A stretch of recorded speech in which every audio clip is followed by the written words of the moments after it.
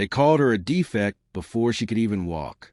Not because she was weak, not because she was dangerous, but because she was different. Born from two rival species that swore their bloodlines would never cross. She was not celebrated as a symbol of unity. She was labeled an anomaly, a mistake, a violation of protocol and purity. The science division didn't know what to do with her. Her genetic profile was an unstable blend, her organs regenerating faster than expected, her neural map unresponsive to their control implants.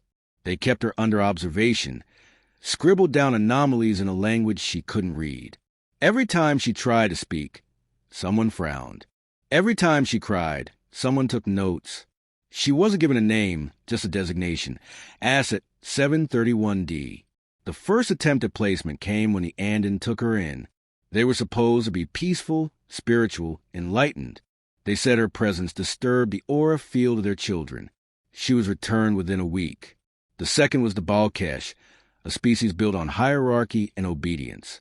She was silent, observant, not defiant, but she didn't respond to commands with the expected ritual gestures. She was punished, placed in isolation, and returned with a report stating incompatible with systemic order. The third time, she was handed over to the Karai Syndicate, a militarized scientific collective. They didn't want to raise her. They wanted to repurpose her. She was subjected to behavioral modification routines and cognitive remapping.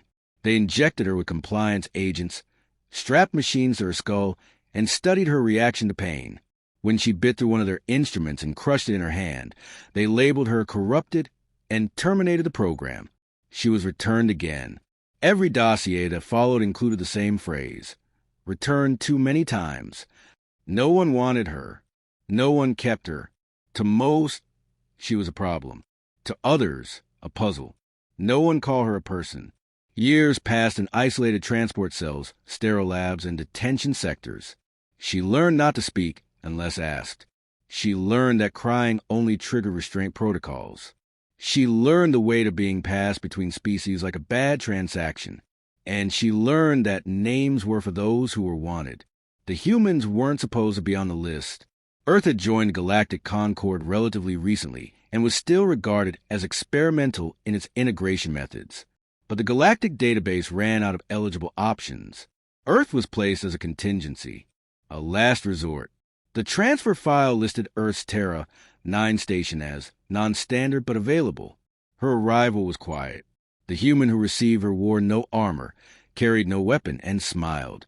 That was the first anomaly. He introduced himself without protocol. No numeric code, just a name, a short one, simple.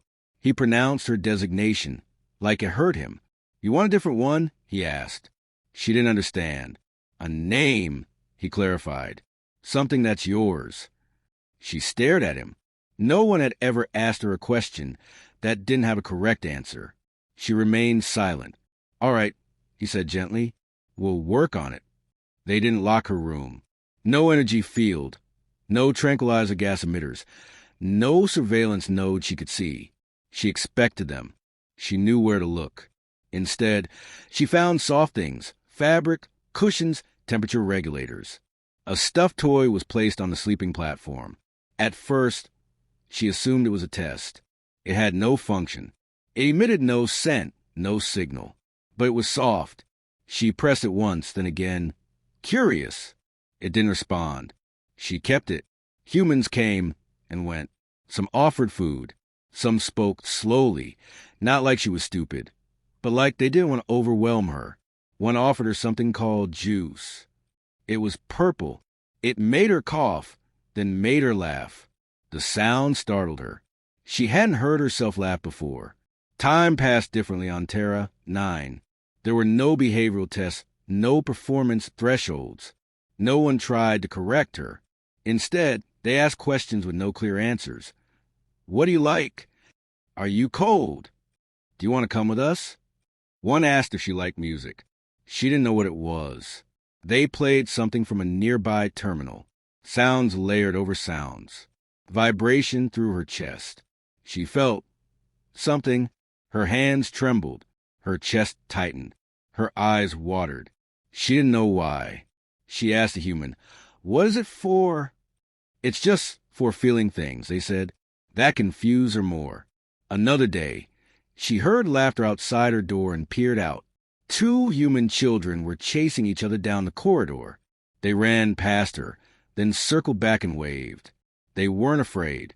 One offered her a round object and said, "It's a ball. You can throw it." She didn't understand the purpose. She threw it cautiously. The child caught it and smiled. "Now you throw it back." She stayed up that night thinking about it. What was it for? Why did that simple motion create happiness? A few days later, the human who greeted her first sat beside her and asked, "How are you doing?" She paused, then asked, "What am I for?" He blinked. "What do you mean?" "In every place, I had a purpose. Or I was rejected. What am I for here?" He looked away for a moment, then back. "You're not for anything. You're just you. That is not a function." "No," he said, "it's not." She shook her head. "Then why do you keep me?" He hesitated, then said, "Because you matter. And maybe I'm for you." That word again. For. She had heard it used before, but never that way, not directed at her. It lingered. Later, she asked another human what it meant to be for someone. They said, "It means standing by someone, protecting them, choosing them, even when you don't have to." She thought about that for hours, then days. It wasn't a protocol. It wasn't mandated. It was offered. She began to speak more. Slowly, carefully. She asked what things were for, not just objects, but actions. Why do humans sing? Why do they hold hands? Why do they touch shoulders when someone cries? Each answer came differently, and yet they all revolve around something she could barely process. Choice. She watched the humans do irrational things. One stayed up all night to comfort another. One gave away food. One took punishment on behalf of someone weaker. None of it made sense, but it changed her. She asked for a name. They gave her a list. She picked one that sounded short and quiet. "Laia." "Why that one?" the human asked. "It feels like breathing." He smiled. "Then Laia it is." She tried using it. Every time she said, "I am Laia," something in her chest shifted. It wasn't pride. It wasn't fear. It was real. She remembered what the others called her. Asset, defect, violation. Now she had a name, and someone who said they were for her. She didn't understand it yet, but she wanted to, and that was new. Laia had a name now, but the past still followed her. It lived in her reflexes, in the way her body braced when someone raised a voice or moved too quickly. Even among the humans, her sleep remained shallow. She tracked exits in every room. She cataloged weaknesses in doors, people, and routines. She didn't plan escapes. She just couldn't forget what being unwanted felt like. She observed the human who first welcomed her, Dr. Marin. His movements were predictable, his speech patient. He asked how she felt, not as a test, but as curiosity. He didn't study her like the others had. He listened, noted things down only when she allowed it. He was always careful not to break her trust. She didn't understand why. He owed her nothing. He explained things. What a joke was. Why humans use sarcasm. Why they asked questions they already knew the answers to. These were behaviors that made no sense to other species. Humans thrived in contradiction. They told her it was because complexity was part of being alive. Laia didn't argue, but she never believed something so chaotic could be sustainable. Then she saw it work. There was an engineer on the station, Callan, who lost his sister in a supply convoy accident. He stopped eating, stopped speaking. Everyone around him gave space, as protocol dictated. But a young technician sat beside him for hours, just existing in silence. No words, no data, just presence. Days later, Callan whispered something back. A fragment of grief softened. The technician said nothing, just rested her hand on his. Laia asked Marin what the silence was for. He answered, to remind him he's not alone. That night, Laia didn't sleep. Her thoughts returned to every cell, every lab, every dismissal. She had been alone for most of her life, surrounded but never seen. Never once had someone chosen to stay beside her in silence. She began to engage in small ways. She asked about the weather, about why humans grew plants inside when they had machines for air purification. She asked what it meant to miss someone.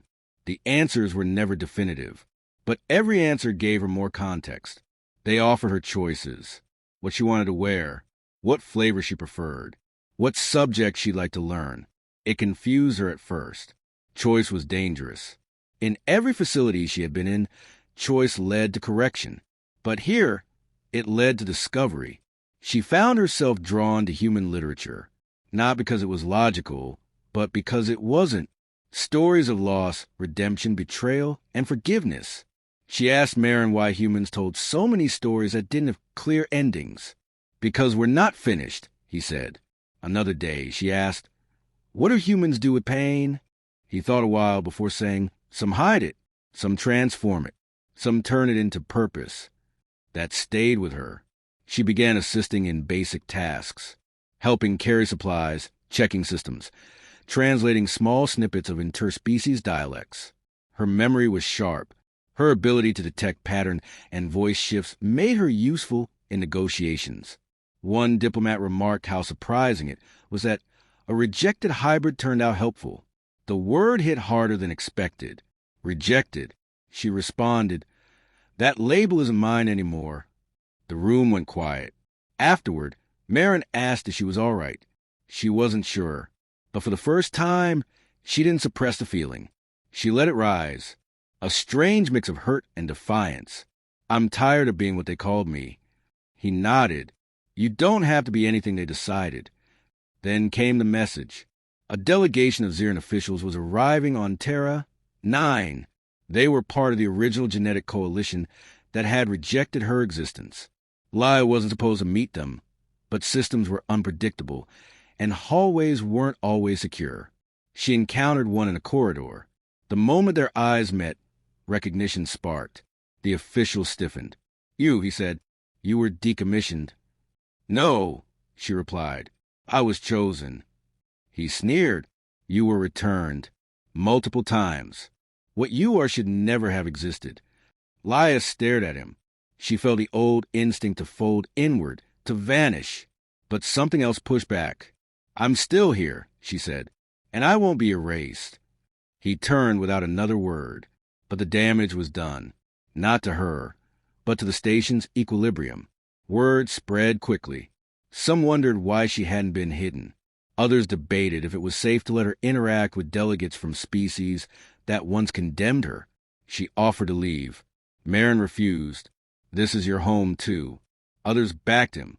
One human, Officer Velez, said, we don't exile our own, especially not because someone else can't handle their prejudice.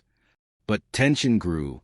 A vote was called, not about Laia's removal, but about how Terra 9 would handle hybrid personnel in future cases. The meeting was formal, cold. Species who had never met her red file she had no access to. She wasn't allowed in the room. She waited outside. An hour in, she stood and approached the door. Marin stopped her. You don't need to hear what they say. I do, she replied, because they've been speaking for me all my life. She entered the chamber without invitation. Some protested. Others went silent. She stood in the center and said, you have debated my existence without my presence. I've been labeled, classified, discarded, but I am not a theory. I am not a variable. I am here. One delegate scoffed. Emotion doesn't override law. She answered, no, but law without understanding creates injustice. Another said, you should not be permitted to interrupt protocol. I didn't ask permission. I was never given it. I claimed it. Silence again. Then a human representative said, let her finish. She continued, voice steady. You speak of structure and compatibility, of threats to purity and tradition, but I've lived the consequences of those words. You call me a failure of genetics, but I survived everything your systems inflicted. I've learned, I've adapted, and I chose to stay kind. That's not a defect. That's strength. The human side of the chamber remained still. Some alien officials shifted uncomfortably. She closed with, I am not asking you to accept me. I'm telling you I exist, and I won't apologize for it. She left before they responded. Later, Marin told her the vote had stalled. No consensus reached. That was better than rejection. It was the first time her existence hadn't been denied. That night, she stood alone on the observatory deck, watching the stars. Marin approached, offered a hot drink, and said, You didn't have it go in there. I did, she said, because no one ever said those things to them. And what now? She thought, then answered, Now I wait to see if they were listening. She stayed up that night, rereading the old rejection records, the files she had memorized. She highlighted phrases that once broke her, then added notes beside them, her own annotations. Deemed unstable, survived everything, shows emotional volatility, can feel, can choose. Returned from 3 hosts, still standing. She didn't know what the future would bring, but she knew she wouldn't go back. Not to being a designation, not to silence. She wasn't alone anymore. And for the first time in her life, she was fighting not just to exist, but to be known,